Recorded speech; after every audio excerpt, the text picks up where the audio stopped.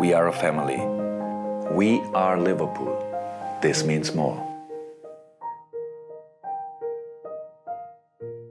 조용한 여름 이적 시장 흐름 속에 태풍 하나가 생성되었습니다. 앤서니 고든, 01년생 잉글랜드 머지사이드 출신의 윙포워드, 현재 뉴캐슬 유나이티드 소속으로 지난해 10-10을 기록하며 프리미어리그 탑급 윙어로 발돋움하기 직전의 퍼포먼스를 보여주고 있습니다. 팬들 사이에서는 에버튼 출신을 영입하는 것이 맞는 것인지 의구심이 있긴 하지만 앤서니 고든의 경우 리버풀 유스에서 축구를 시작했고 이후 방출되어 에버튼 유스 입단, 데뷔로 이어진 케이스입니다. 그런데 현재 여전히 리버풀의 팬임을 밝히고 자신의 우상이 스티븐 제라드라는 것을 언급하는 선수 입니다. 인터뷰 자리에서 모하메드 살라의 커리어를 언급하며 프로 정신, 승리자 마인드에 대해 극찬을 할 정도니까 사실상 우리와 다를 바 없는 리버풀 팬이라 보시면 됩니다. 그렇지만 에버튼 팬 입장에선 좋은 상황에서 뉴캐슬로 떠난 게 아니라서 마치 우리가 스털링을 바라보는 기분이지 않을까 싶네요. 아무튼 선수의 지난 얘기 관련해선 나중에 혹여나 고든이 리버풀로 이적한다는 것이 공식화되었을 때 비하인드 스토리로 다뤄보고, 오늘은 리버풀이 대체 왜 앤서니 고든에게 진지한 접근을 했었던 것인지, 향후 앤서니 고든이 리버풀로 오게 될 확률이 있는지 가볍게 살펴보는 시간을 가져보도록 하겠습니다. 영입 의도. 앤서니 고든의 이름이 자주 언급된 것은 아니지만 간간히 고든을 노린다는 얘기가 나오기는 했었습니다. 물론 엠바고로 유지하는 리버풀 내부적인 소스에서 나온 이름은 아니지만 말이죠. 하지만 6월 말 뉴캐슬 내부 기자로부터 앤서니 고든의 리버풀 이적 가능성, 그리고 최근 고든의 이적 관련해 환사가 포함된 딜을 요구했었다는 뉴캐슬의 협상 관련 디테일한 언급이 언론에 뿌려지게 되며 리버풀이 실제로 앤서니 고든에게 관심이 있다는 것이 알려지게 됩니다. 특히 리버풀 내부 기자들이 이번 협상과 관련해 자세한 언급을 하면서 파토냈다는 것을 공식적으로 밝히지 않는 것을 보면 리버풀이 앤서니 고든을 지켜보고 있는 것은 사실일 것으로 보입니다. 그럼 내부적으로 앤서니 고든을 영입하려 한 의도가 무엇일까? 간단히 말해 루이스 디아스는 판매 불가로 분류할 만한 핵심 선수까지는 아니다. 디아스를 좋아하시는 팬분들에게는 미움을 받을 수 있는 의견이지만 어떻게 해석하든 레프트 윙에서 잠재력을 터뜨리고 있는 오른발의 앤서니 고든은 루이스 디아스와 연관 지을 수밖에 없습니다. 이는 총 두 가지 방향성을 토대로 유추해 볼 수 있습니다. 첫 번째로 계약 기간, 디아스 주급 인상 타이밍, 두 번째로 디아스의 성장 한계점, 두 가지 내용을 잘 섞어가며 얘기해 보도록 하겠습니다. 첫 번째, 계약 기간, 디아스의 주급 인상 타이밍. 첫 번째로 루이스 디아스와 재계약한다는 가정을 해봅시다. 디아스는 97년생으로 현재 27살, 리버풀과의 계약은 27년 여름 만료됩니다. 이를 연차별로 보시면 24-25 시즌 27살, 25-26 시즌 28살, 26-27 시즌 29살. 현재 디아스와의 계약은 29살이 되는 여름에 1년이 남게 되고 윙포드로서 급격한 에이징 커브가 발생하는 그 나이대에 진입하게 됩니다. 그리고 현재 루이스 디아스가 받는 주급 현황을 보시죠. 대체로 많은 사이트에서 언급되는 금액은 5.5만 파운드, 9만 파운드라는 얘기도 있기 때문에 폭넓게 옵션 포함 10만 파운드를 받고 있다 가정해봅시다. 현재 10만 파운드보다 낮은 금액을 보장받는다 하면 루이스 디아스는 무조건적으로 주급 인상을 얘기하고 있을 확률이 높습니다. 솔직히 말해 지나치게 낮은 금액이라서 인상 요구하는 것이 맞죠. 현재 디아스가 받는 금액은 타팀에서 비교군을 가져올 필요도 없이 누네스 14만 파운드, 각보 12만 파운드, 조타 14만 파운드, 포워드 라인에 놓여진 선수들과 비교했을 때 현저히 낮습니다. 조타가 받는 14만 파운드의 금액이 재계약을 통해 인상되었다는 것을 감안하면 내부적으로 완전한 핵심 선수로 분류되지 않는 한 15만 파운드에서 20만 파운드를 뚫어내는 것은 쉽지 않습니다. 하지만 디아스 입장에서 최전성기 나이대 진입과 함께 핵심 선수로 분류되고 있다 보니 재계약을 통해 주급 인상을 원하게 된다면 15만 파운드에서 20만 파운드 안팎의 금액을 요구하게 될 것이고, 구단 입장에서 20만 파운드 넘게 줄 확률은 극히 낮습니다. 향후 계약 규모가 대충 보이시죠? 그럼 기간 연장은 어떻게 될까? 일반적으로 선수들의 재계약은 2년 남긴 상황에서 체결되곤 합니다. 즉 3년 전에서부터 얘기는 오고 갈 수 있으며 2년 정도 남았을 무렵 재계약 소식이 전해진다 볼 수 있죠. 이를 루이스 디아스에게 대입해보면 25-26 시즌 여름 보드지는 28살의 루이스 디아스의 주급 인상 그리고 계약 연장을 체결해야 하는 것을 의미합니다. 2년 연장이 성사되었다는 가정하에 남은 계약 기간을 보겠습니다. 15만 파운드가량 받는다는 가정하에 25-26 시즌 28살, 그 이후로부터 29, 30, 31, 32살에 만료가 됩니다. 핵심 선수로 분류되면 25-26 시즌을 앞둔 여름에서부터 주급은 인상되었고 28-29 시즌까지 총 4시즌과 리버풀과 함께 할 수 있습니다. 재계약 이후 디아스를 재판매하기 위해서는 26-27 시즌, 27-28 시즌이 마지노선입니다. 1년이 남은 31살의 윙포워드에게 높은 이적료를 지불하는 팀은 극히 드물기 때문이죠. 따라서 정말 현실적으로 디아스와 2년 계약 연장과 주급 인상을 했을 경우 실질적으로 디아스를 판매할 판매하며 높은 이적료를 받아낼 확률은 많이 낮아집니다. 두 번째, 루이스 디아스와 재계약하지 않는다면 남은 계약 기간을 고려했을 때 리버풀과 디아스가 사이좋게 떠나는 그림은 25-26 시즌 여름입니다. 28살의 나이, 2년 남은 계약 기간, 보드신과 에이전트 간의 기싸움이 시작되며 낮은 주급을 받고 있는 디아스 입장에서 리버풀이 주급 인상을 주저하는 모습을 보인다? 여러 이적설이 돌기 시작할 겁니다. 그럼 이때 리버풀이 디아스와 주저하는 이유는 무엇일까? 첫 번째로는 드리블러에게 있어 최악의 나이, 30살 진입. 두 번째로 낮은 주급을 이유로 디아스, 리버풀 서로 작별하기 좋은 타이밍. 두 가지 이유가 있지만 이번의 경우 모두들 예상하듯이 구단 입장에서 낮은 주급으로 활용하다가 판매하며 수익을 올리는 효율적인 방향을 의미하는 것이라서 자세한 설명이 필요 없겠죠. 1번 위주로 얘기해 보겠습니다. 자세한 필드 위에서의 경기력을 얘기하지 않고 드리블러라는 이유 하나만 넣더라도 모든 부분이 설명됩니다. 살라 관련된 자료에서 자주 보셨을 윙어들의 에이징 커브 지표. 이 그래프를 보여준 것은 살라의 경우 드리블이 강점인 선수는 아니다 보니 드리블 수치가 하락한다 한들 크게 영향을 받지 않는 케이스다 라는 것이었는데, 루이스 디아스는 드리블러입니다. 29살에서부터 급격히 드리블 수치가 내려가는데 만약 루이스 디아스와 2년 재계약을 한다면 26-27 시즌부터 본격적으로 그 나이대에 진입하게 됩니다. 혹여라도 29살에서부터 30살 이 시점에서 드리블 수치가 급격히 하락하기라도 한다? 판매를 통해 제대로 된 이적료를 받지도 못할 뿐더러 내부적으로 디아스를 안고 계약 만료를 향해 달려가야 합니다. 그런데 여기서 이런 말을 하시는 분도 있을 겁니다. 아니 그래도 디아스는 에이징 커브 오지 않을 수도 있는 거 아닙니까? 당장 지난 시즌으로 가보겠습니다. 프리미어리그 기준 90분당이 아닌 순수하게 드리블 시도가 많은 순서로 모든 선수들을 나열했을 때 100회 이상의 시도를 기록한 28살 이상의 선수는 단 3명, 스털링, 아예우, 바클리. 100회 안팎의 수치를 보인 선수들은 총 4명, 이 전체에서 윙포워드는 단 2명입니다. 스털링 그리고 손흥민. 보다 자세히 보기 위해서 이 두 선수의 전체 커리어 드리블 성공률을 보겠습니다. 스털링의 커리어가 워낙 길다 보니 24살에서부터 28살 5시즌 보겠습니다. 52.3%, 54.1%, 47.3%, 41.9%, 34.1%, 28살에서부터 벌써 꺾이고 있습니다. 디아스는 손흥민처럼 스코어링, 메이킹 특화가 아닌 드리블 능력에 초점을 맞춰 스털링과 비교해야 하는데 스털링의 지난 시즌 기록에서부터 뭔가 쎄하죠. 특히 26, 27살에서부터 점차 성공률이 급락하고 있습니다. 물론 29살 때 반등할 수 있겠지만 25살의 기록과 28살의 기록을 비교하면 무려 20% 하락으로 반등을 얘기하는 것이 더 말이 안 되는 수치겠죠. 손흥민으로 넘어가 보겠습니다. 57.9%, 54.2%, 55.4%, 39.8%, 42.4%. 손흥민의 경우 드리블 능력도 좋지만 애초에 드리블 하나로 리그 탑급으로 성장한 케이스는 아니죠. 하지만 그럼에도 30살에서부터는 40% 안팎의 수치를 보이고 있습니다. 27살에서부터 29살까지 55%를 상회하던 성공률이 30살에서부터 급격하게 떨어지고 있죠. 이는 살라, 마네 모두 동일합니다. 프리미어리그 탑급 윙포워드인 스털링과 손흥민조차도 하락세를 막지 못했는데 루이스 디아스가 28살 이후에 더 좋은 모습을 보일 것이라 해석하는 것은 무리라고 봐야겠죠. 따라서 리버풀이 향후 디아스와 재계약을 하지 않는다 하더라도 전혀 이상하지 않다. 맨시티가 스털링을 판매한 것처럼 딱 그 타이밍을 보다가 이적료 수거를 하기 위해 노력할 것으로 보입니다. 이처럼 재계약을 하게 되었을 때와 하지 않았을 때 어떤 사건들이 발생할 수 있을지 대략적으로 이해하셨겠죠. 이 내용을 토대로 앤서니 고든으로 향해 보겠습니다. 우선 앤서니 고든과 계약 관련 얘기하기 전에 한 가지 조건이 있습니다. 앤서니 고든은 지난 2023년 1월 말 뉴캐슬에 합류하게 되었는데 구단 측에서 계약 기간을 비공개했습니다. 어지간하면 4년 반 계약을 했을 거란 생각을 하지만 검색한 결과 두 가지로 나뉩니다. 2026년 여름 만료 3년 반 계약, 2029년 여름 만료 6년 반 계약. 원래 이렇게 극단적으로 3년 차이가 발생하지 않는데 기사마다 약간씩 다른 이유는 마치 야구의 옵트아웃과 같이 특정 조건을 충족하면 나갈 수 있는 권리가 있는 게 아닐까 추측하고 있습니다. 혹은 애초에 기본 계약은 3년 반이고 옵션으로 2-3년 연장 계약이 있었을 수도 있고요. 현재 다양한 곳에서 나오는 기사들은 2026년 여름 만료되는 것을 기준으로 하고 있고 실제로 다음 시즌이 되면 1년이 남아 이적료 수거를 해야 한다 말하고 있기 때문에 저 또한 26년 여름 이탈을 가정으로 얘기하겠습니다. 만약 2026년 여름 만료가 아니라면 리버풀 보드진이 앤서니 고든을 노릴 이유도 없겠죠. 첫 번째로 2024년 여름 영입 시도. 긴 말도 필요 없이 2024년 여름 앤서니 고든을 영입하게 될 확률은 낮습니다. 2년의 계약 기간이 남아있다는 것, 디아스의 계약은 3년, 각포의 계약은 4년이 남아있다는 것. 즉 현재 리버풀이 데리고 있는 왼쪽 윙포워드 계약이 한참 남았는데 먼저 고든을 데려오며 스쿼드 뎁스를 채울 수는 없습니다. 디아스와 대화를 나눠보지도 못했기 때문이죠. 혹여나 2024년 여름 앤서니 고든을 영입하기 위해 노력한다면 2년 잔여 계약으로 인해 높은 이적료를 부담하는 동시에 살라의 로테이션 자리 말고는 확고한 자리가 없다. 이 두 가지 조건을 뚫어야만 합니다. 새로운 감독인 아르네 슬롯이 본래 남아있는 선수단을 1차적으로 활용해야지 곧바로 새로운 선수를 영입하면 포워드 구성을 바꿀 확률은 극히 낮습니다. 따라서 살라의 로테이션 자리 말고는 고든 고든을 활용할 만한 공간이 없죠. 여기서 높은 이적료까지 부담해야 한다? 사실상 2024년 여름은 힘들다. 두 번째로 2025년 겨울에서부터 여름 영입 시도. 현실적으로 1년 반, 1년이 남은 시점에서부터 본격적인 영입 싸움이 가능합니다. 우선 앤서니 고든이 리버풀을 좋아하는 터라 선수와의 개인 합의 문제는 없습니다. 딱 이 시점에서부터 디아스, 각포, 고든을 비교해보죠. 디아스는 2년이 남았으며 고든은 1년이 남았고 각포는 3년이 남았습니다. 2025년 여름 뉴캐슬 입장에서 고든을 계속 데려가고 싶어 하겠지만 이적하겠다는 의사가 확실하다면 여기서 무조건 판매해야 합니다. 1년 남은 상황에서 리버풀이 거래하기 위해 접근한다면 충분히 유리한 지점에서 뉴캐슬과 협상할 수 있겠죠. 반대로 디아스의 경우 2년을 남긴 상황에서 재계약을 통해 주급 인상, 기간을 연장시켜야만 합니다. 구단 입장에서 최상의 시나리오는 28살의 디아스를 재계약이 아닌 판매, 이 과정에서 나온 이적료의 대부분을 앤서니 고든에게 투입. 이렇게 되면 큰 손해가 없겠죠. 각포의 경우 여전히 저 시점에서 계약이 3년 남은 터라 재계약 관련해서 신경 쓸 필요가 없습니다. 이처럼 여름 이적 시장 기준으로 디아스, 고든을 비교해보면 슬롯의 2년 차인 25-26 시즌 여름에 무언가 일이 발생할 수 있습니다. 디아스는 2년이 남아 이적료도 충분히 받을 수 있고 고든의 경우 1년이 남아 이적료 협상에서 우위를 점할 수 있습니다. 혹여나 뉴캐슬이 죽어도 팔지 않겠다 하면 고든은 자유계약을 통해 26-27 시즌을 생각하게 될 것이고 디아스도 판매하지 않고 26-27 시즌까지 넘기며 1년 남긴 시점에서 조금이라도 이적료 수익을 올리기 위해 노력할 수 있겠죠. 추가로 고든의 주급도 넣어보겠습니다. 현재 고든은 6만 파운드에서 9.3만 파운드까지 다양한 금액이 나옵니다. 에버튼에서 커리어를 시작할 때 1만 파운드를 받았던 것을 감안하면 9만 파운드보다는 6만 파운드 언저리일 확률이 높고 옵션이 포함되어 9만 파운드 얘기가 나올 수는 있습니다. 따라서 리버풀로 이적하게 되면 최소 10만에서 최대 15만까지 상승할 가능성이 있습니다. 이 금액은 루이스 디아스가 재계약하게 될 때 받는 금액과 크게 다르지 않겠죠. 종합. 첫 번째, 리버풀 보드지는 디아스를 판매 불가능한 핵심 자원으로 분류하지 않았다. 두 번째, 드리블러 디아스와 계약 연장이 아닌 판매를 통한 수익을 고려할 확률이 높다. 세 번째, 2026년 여름 만료인 앤서니 고든은 디아스 자리를 온전히 대체할 수 있다. 네 번째, 주급 효율 측면에서 디아스에서 고든으로 넘어가는 것은 오히려 절감할 수 있는 옵션이다. 다섯 번째, 앤서니 고든은 에드워즈, 휴즈의 영입 프로필에 최적화된 선수다. 여섯 번째, 2024년 여름보다 2025년 겨울에서 여름에 움직일 확률이 높다. 플레이적인 얘기를 추가할 수 있었지만 너무 길어져서 계약 관점에서 얘기를 해보았습니다. 개인적인 생각으로 앤서니 고든을 영입하는 것을 확신할 수는 없지만 모든 프로필적인 요소는 물론 플레이적인 요소까지 리버풀 보드진이 앤서니 고든을 영입 리스트 최상단에 넣었을 거라 보는 편입니다. 프리미어리그 적응 문제도 없고 잉글랜드 자원의 머지사이드 출신, 앞으로 남은 이적 시장 움직임과 함께 고든의 향방을 지켜보는 것도 좋을 것 같습니다. 그럼 안녕!